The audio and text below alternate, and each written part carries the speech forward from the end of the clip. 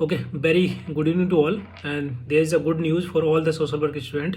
यहाँ पर कुछ वैकेंसी निकली है फॉर द वेलफेयर ऑफिसर के लिए, provision officer and present welfare officer की, जो कि Delhi subordinate service selection board के द्वारा वैकेंसी निकाली है। लगभग 80 वैकेंसी है, तो ये एक अच्छी न्यूज़ है सभी सोशल वर्क स्टूडेंट के लिए। आप लोग अप्लाई कर सकते हैं और ये नेक्स्ट दिसंबर में इसका जो एप्लीकेशन फॉर्म स्टार्ट होगा, फॉर्म भरना आप फिल कर सकते हैं फ्रॉम दी 1 दिसंबर। 5 दिसंबर से लेके 3 जनवरी ये जो टाइम स्लॉट है, इसके बीच में आप फॉर्म फिल कर सकते हैं। और काफ़ी वैकेंसी है, लगभग 80 वैकेंसी हैं। So I think that's a good news for everybody.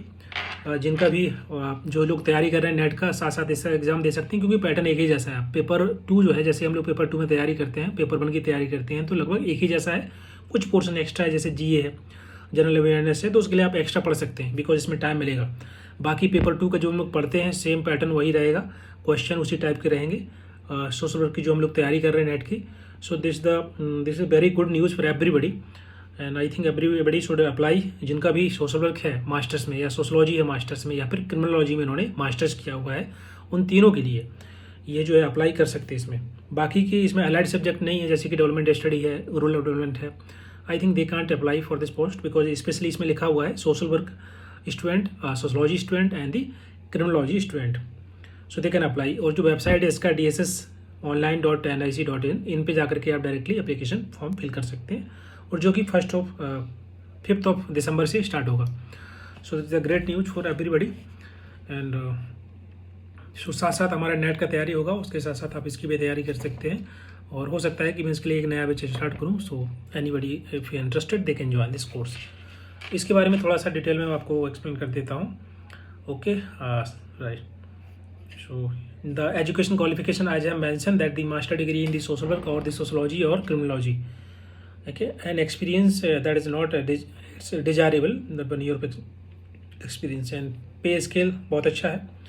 Grade pay 4200, group B non magisterial and non gazette post है। Age limit that should not be exceed 30 year, 30 साल से ज़्यादा नहीं होने चाहिए, बट ऑफकोर्स इसमें रिलैक्सेशन है, जैसे कि for OBC 3 year, for the SC/ST 10 year, according to the different category. You can just go through this notification. I will share in description box में mention कर दूंगा ये। Okay, so you can just download and check. Other than this information, eligibility criteria, okay, ये जो आपका okay fine experience as per the recruitment rules, fine. How to apply? Website से apply करना है, dssbonline.nic.in. just log in this and just go to register and then उसके बाद आप apply कर सकते हैं।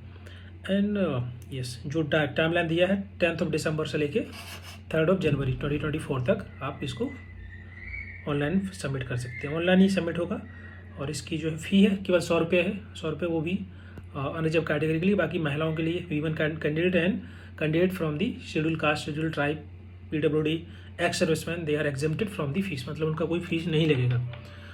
ओके, एंड अब इसमें हम बात करते हैं एग्जामिनेशन की। एग्जामिनेशन कैसा होगा, क्या पैटर्न है।